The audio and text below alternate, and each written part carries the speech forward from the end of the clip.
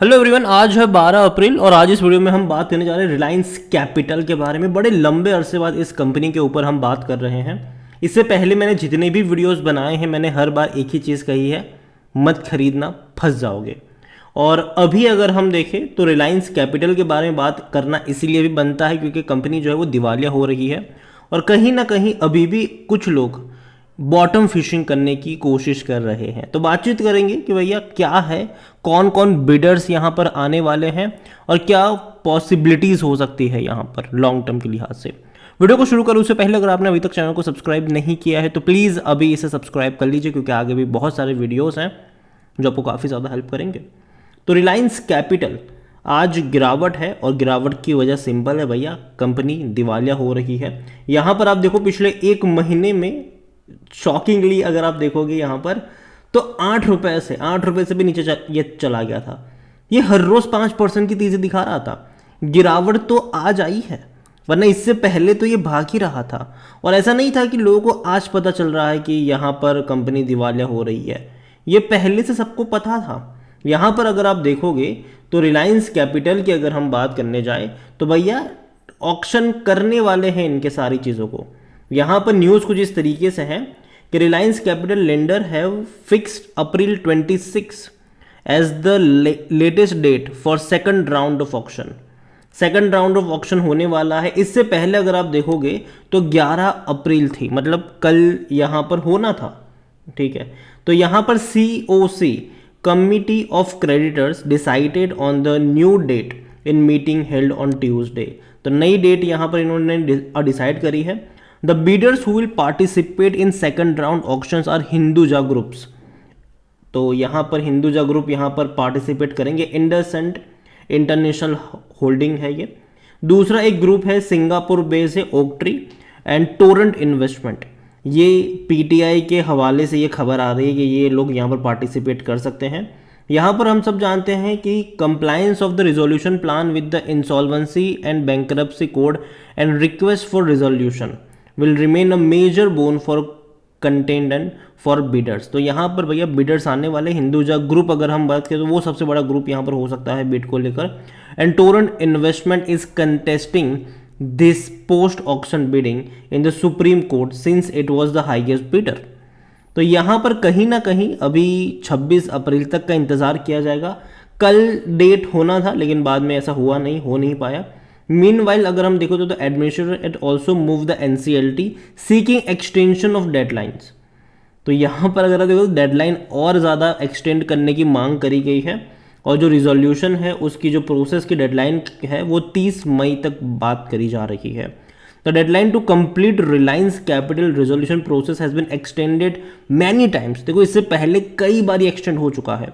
RBI अगर आप देखोगे तो supervise the Reliance Capital board in November 2021। तो 2021 में यहाँ पर जो पेमेंट डिफॉल्ट किए थे, गवर्नेंस के इश्यू थे जिसके चलते, तो लंबे समय से कि एक पेंडिंग प्रोसेस कह सकते हो आप इसको। और अभी यहाँ पर लंबे समय से पेंडिंग भी है लेकिन अब लगता है कि बहुत जल्दी इसका भी निपटारा हो जाएगा। और कहीं ना कहीं देखो जो भी कंपनी इस तरीके की प्रोसेस से गुजरती है, पहली चीज़ तो ये कि वहाँ पर अगर आप पैसा डाल रहे हो तो आप अपना हाथ जला रहे हो। पहली चीज़, आप प्योरली जुआ खेल रहे हो कि भैया फंडामेंटल कुछ अभी है ही नहीं, ठीक है। अगर आप देखोगे तो पिछले एक साल में ये कहाँ पे था, 20 पे था, गिरा 12 रुपये की रेंज में कुछ वक्त बिताया, वापस भाग गया, वापस चला गया ये 18 रुपये के आसपास, लेकिन फिर से क्या हुआ, फिर से गिर गया और पिरामिड ही बना रहा है ये। अब देखो तेज़ी आई गिरावट आई, तेज़ी आई गिरावट आई। तो यहाँ पर प्योरली ऑपरेटर का गेम चल रहा है। तेज़ी 5% की तेज़ी लगातार बन रही है यहाँ पर, फिर बाद में हर रोज़ 5% की गिरावट बन रही। तो यहाँ पर प्योरली ऑपरेटर यहाँ पर गेम खेल रहे हैं और रिटेल इन्वेस्टर अगर खरीदारी करते भी हैं तो भैया फंसने के चांसेस ज़्यादा है पैसा कमाने से। रिलायंस कैपिटल अगर हम बात करें तो वॉल्यूम्स आज काफ़ी कम रहे, तकरीबन 10 लाख से भी कम के इसके वॉल्यूम्स हमें देखने को मिल रहे हैं। और कंपनी के बारे में देखा जाए तो according to money control user shockingly 100% लोग कह रहे बाई करके चलो, खरीदारी करो 100% लोग। इतना ही नहीं, अगर हम देखेंगे तो इनसाइडर्स अगर आप देखो, ठीक है, तो भाई बिकवाली के है, प्रमोटर ग्रुप बेच रहा है। अक्टूबर में इन्होंने बेचे है, बड़ी बड़ी क्वांटिटी बेची है यहाँ पर, लेकिन फिर भी लोग अभी भी खरीदारी करने की बात कर रहे हैं। वो थोड़ा सा शॉकिंग है मेरे लिए। आप कंपनी के रेवेन्यू देखो तो पता चलेगा कि कहाँ पर आ गए। 2018 में रेवेन्यू था 2585 करोड़, फिर 2300 करोड़, फिर 1390 करोड़, फिर 565 करोड़, अभी 15 करोड़। तो रेवेन्यू है ही नहीं अभी के वक्त में, और लॉसेस पे लॉसेस है। 5500 करोड़, 11000 करोड़, 1100 करोड़, तो लॉस पे लॉस है यहाँ पर। इवन अगर मैं क्वार्टरली भी अगर हम यहाँ पर देखेंगे तो दिक्कत है। तो कंपनी डेफिनेटली मेरे हिसाब से, और हालांकि देखा जाए तो रेवेन्यू यहाँ पर इतना भी कम नहीं था कि मतलब 15 करोड़ आ गया हो, थोड़ा सा नंबर यहाँ पे गलत है। वरना एक्चुअली में अगर इसके रेवेन्यू की तरफ अगर हम नज़र करें तो ये इतने रेवेन्यू दिखा रहा है पिछले कुछ क्वार्टर से, 4000 5000, लेकिन फिर भी बढ़ोतरी वाला रेवेन्यू नहीं है। जहाँ तक बात करें प्रॉफिट्स की, तो प्रॉफिट नहीं है, प्रॉफिट यहाँ पर उतना ज़्यादा नहीं, बल्कि लॉस ज़्यादा है। कभी कभी एक क्वार्टर ऐसा आता है कि जहाँ पे एक बड़ा प्रॉफिट देखने को मिल जाता है, लेकिन उसके बाद क्या होता है, बड़े लॉसेस आते हैं। तो यहाँ पर भरोसा करना मुश्किल है इस कंपनी के ऊपर। रिलायंस कैपिटल अगर हम बात करने जाए तो भैया यहाँ पर कोई भी एनालिस्ट खरीदारी करने की बात नहीं कर रहा है अकॉर्डिंग टू टिकरटैप। जहाँ तक बात करें हम शेयर होल्डिंग की, तो शेयर होल्डिंग में अगर हम देखें तो यहाँ पर प्रमोटर के पास क्या बचा, 0.88, जबकि प्रमोटर पहले 1.51% थे, फिर बाद में 1.51 रहे, फिर सितंबर में भी अगर देखो तो 0.88 हो गए। तो यहाँ पर प्रमोटर बेच रहे हैं, खरीद कौन रहा है, रिटेल इन्वेस्टर्स खरीद रहे हैं। यहाँ पर 95.66% है, जिनमें से रिटेल इन्वेस्टर 60.45% नज़र आ रहे हैं। तो बहुत बड़ी क्वांटिटी है, सिर्फ और सिर्फ रिटेल इन्वेस्टर्स यहाँ पर लेकर बैठे हुए हैं। अगेन अगर कंपनी दिवालिया होती है तो याद रखिए सबसे पहले जो कर्जा, जो इनके असेट्स को बेचा जाएगा, तो सबसे पहले जो पैसा आएगा जो भी, तो यहाँ पर बैंक ही सबसे पहले पैसा ले लेगी, ठीक है।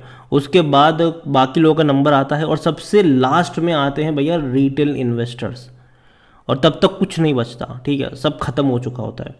तो यहाँ पर पहली चीज़ तो ये कि जब भी ऐसी कंपनी हो जहाँ पर इस तरीके की गिरावट है, और इवन अगर आप ग्राफ भी देखोगे तो उतना पॉजिटिव साउंड नहीं कर रहा है ये, यहाँ पर पिरामिड बनते नज़र आ रहे हैं, और ये किसी भी एंगल से एक ग्रो करने वाली कंपनी का चार्ट ऐसा नहीं होता है। तो मैं अभी के लिए इतना कहूँगा कि देखो यार, अभी जो भी पूरा मामला है वो भैया दिवालिया कोड की प्रोसेस में चल रहा है, तो यहाँ पर हाथ डालना मेरे हिसाब से जल्दबाजी होगी। थोड़ा सा इंतज़ार कर सकते हैं, अगर आपको बाई करना है तो जल्दबाजी मत करिएगा यहाँ पर, जब तक चीज़ें क्लियर नहीं हो जाती कि कौन खरीद रहा है और कौन सा प्लेयर आ रहा है। उसके अलावा खरीदने के बाद भी प्रोसेस होती है कि कहीं इनको डिलिस्ट ना करवा दे, किस टर्म्स पे यहाँ पर बाइंग हुई है, ठीक है। तो वो चीज़ें जानना यहाँ पर ज़रूरी है, और जब तक वो नहीं होता मेरे हिसाब से अभी के लिए अवॉइड करिए रिलायंस कैपिटल। और अगर हम अनिल अंबानी ग्रुप की बात करें तो भैया परेशानी उनकी बढ़ती ही जा रही है। यहाँ पर अगर हम रिलायंस पावर भी देखें तो ये भी 12 रुपये पर ट्रेड कर रहा है। रिलायंस नेवल की बात करें तो ये तो 2 रुपये से भी नीचे है। आरकॉम की तो मैं बात भी नहीं करूँगा। और जहाँ तक बात है इंफ्रा की, तो ये एक बड़ा शेयर है इनका 155 रुपये का, लेकिन यहाँ पर भी कई सारी दिक्कतें हैं। तो ओवरऑल अभी के लिए मैं इतना ही कहूँगा कि रिलायंस कैपिटल की जहाँ तक बात है अवॉइड करिए, और अनिल अंबानी ग्रुप की कंपनी को अभी मैं सिंपल अवॉइड करूँगा। और क्योंकि सिंपल सी बात है, कंपनी में थोड़ी सी प्रॉब्लम में चल रही है, और जिस तरीके के बाजार डिस्काउंटेड प्राइस पे अवेलेबल है, तो भैया फंडामेंटली स्ट्रॉन्ग कंपनी जब आपको सस्ते कीमत पर मिल रही है तो दिक्कत वाली कंपनी के पीछे मेरे हिसाब से नहीं भागना चाहिए। बाकी मर्जी आपकी है। वीडियो को यहीं पे एंड करूँगा। पसंद आया हो तो लाइक करो, शेयर करो। चैनल पर अगर पहले बार हैं तो प्लीज़ सब्सक्राइब करें। और रिलायंस कैपिटल के बारे में आप क्या सोचते हैं, अनिल अंबानी ग्रुप की कंपनियों के बारे में आप क्या सोचते हैं, वो भी आप मुझे कमेंट में लिख कर बता सकते हैं। Thank you.